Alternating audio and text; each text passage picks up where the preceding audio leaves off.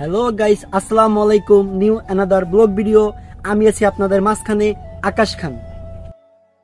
আমার লাইফে প্রথম ব্লগ ভিডিও। অবশ্যই আমার পাশে থাকবেন সবাই, অবশ্যই আমাকে সাপোর্ট করবেন। আসসালামু আলাইকুম। আশা করি সবাই ভালো আছেন। আল্লাহর কাছে দোয়া করি সবাই যেনই ভালো থাকেন। New another blog video. আমি আছি আপনাদের মাঝখানে, আকাশ খান। সবাইকে জানাচ্ছি জুম্মা মোবারক। আজকে হলো গরিবের হজের দিন। সকাল সকাল বাসা থেকে বের হয়ে গেলাম, কি করব জানি না। এখন রাস্তা দিয়ে হাঁটতাছি, ওয়াও কত সুন্দর দৃশ্য, কত সুন্দর ধানের জমিন। এই তো বাড়ি থেকে বের হইতাছি, রাস্তা দিয়ে হাঁটতে হাঁটতে দেখি কি করা যায়।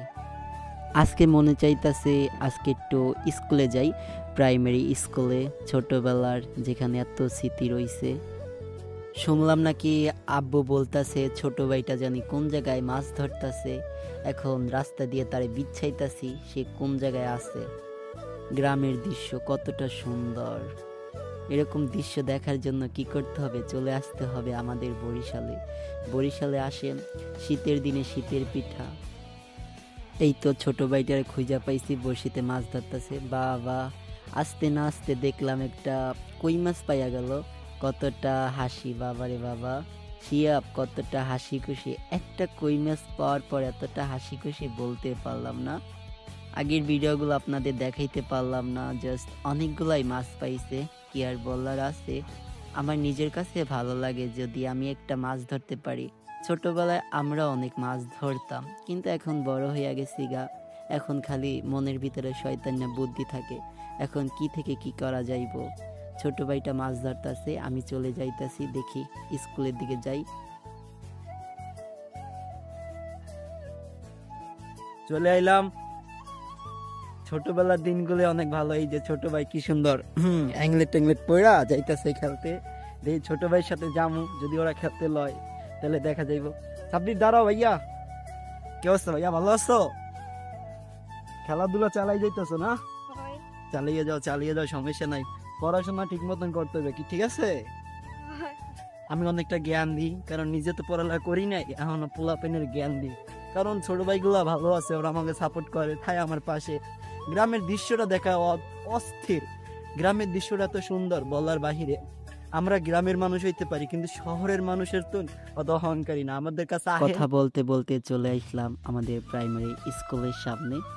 এই বাবা, ছোট ভাইরা বল খেলতেছে, এখন আমিও বল খেলবো ওদের সাথে। এই যে স্কুল, ও মাগো, ওরে বাবা রে বাবা, এদি তালা মারা। তালা মারা কেন? স্কুলের কত জমদি স্কুল, চরবারা দৃশ্য কত সুন্দর, কত সুন্দর শ্যামল বলার বাহিরে।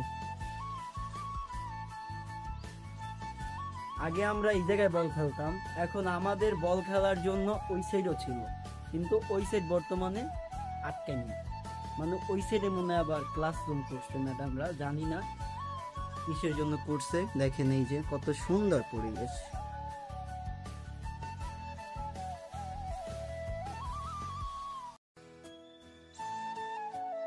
খেলাধুলার পর দি বাতিজা, কি ব্যথা পাইছো ভাই? ব্যথা পাইছি, আমিও ব্যথা পাইছিলাম। ছোট ভাইগুলোকে খেলছি, আপনারা মনে করেন না। এখন আমরা দুইজন গোসল করব, দেখি গোসল করার পর কি হয়।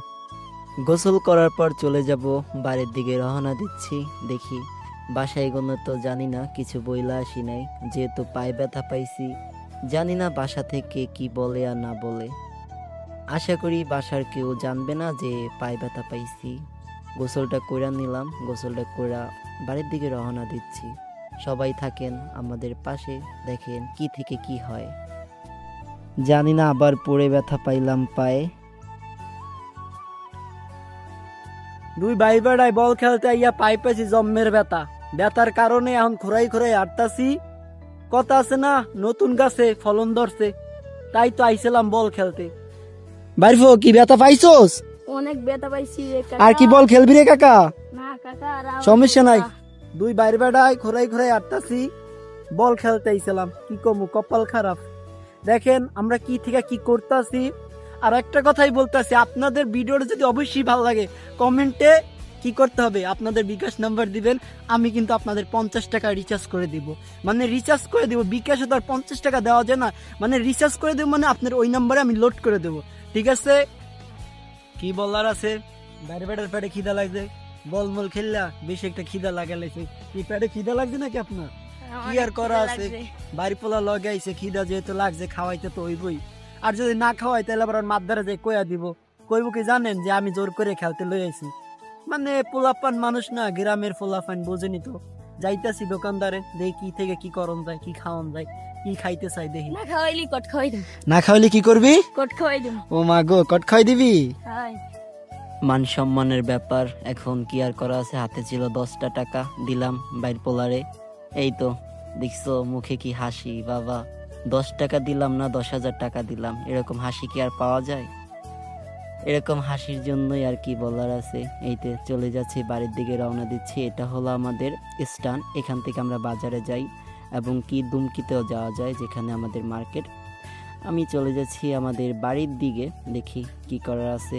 ওকে 10টা টাকা দেওয়ার পর আমার কাছে নিজেও ভালো লাগতেছে, কারণ 10টা টাকা দেওয়ার পর কতটা ওই খুশি হইল। ওই কি 10টা টাকা পাইয়া আমাকে ভুলে গেল নাকি, দেখতাছি না ওরে, এখনো আসে না কেন, এখনো আসতেছে না কেন, ভালো লাগতেছে না। বাবা ওই যে দৌড় দিতেছে, মনে হয় আসতেছে, পিছু থেকে আমার ডাকতেছে।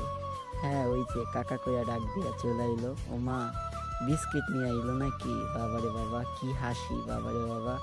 এই হাসির মূল্য দিতে পারবো না কেউ, কারণ ছোট মানুষকে যত ভালোবাসবা ততই ভালোবাসা দিবে, সমস্যা কি আর। আমারও পেটে খিদা লাগছে, দেখি ওর কাছ থেকে আমি একটা বিস্কুট পাই নাকি। কাকা আমার একটা বিস্কুট দে। বাবা ওই তো আমার একটা বিস্কুট দেয়া দিল। দেখছো কাকা আর বাতিজার কতটা ভালোবাসা। এরকম ভালোবাসা সবার কাছে থাকে না। টাকা পয়সা দিয়ে কি হবে, এরকম একটা বাতিজা যদি পাশে থাকে আর কিছু লাগে না। আশা করি সবাই ভালো থাকবেন। যদি আমার ব্লগ ভিডিওটা ভালো লাগে থাকে অবশ্যই কমেন্টে বলবেন যে প্রথম বানাইছি না ব্লগ ভিডিওটা, অনেক ধরনের কথাই মিলে নাই, জানি কি আর করার আছে, ছোট মানুষ। আপনারা সবাই আমাকে সাপোর্ট করবেন, আমার পাশে থাকবেন। আর আজকের জন্য এই পর্যন্তই, যে কাকা আর ভাতিজার কি সুন্দর ভালোবাসা। সবাই ভালো থাকবেন, আসসালামু আলাইকুম।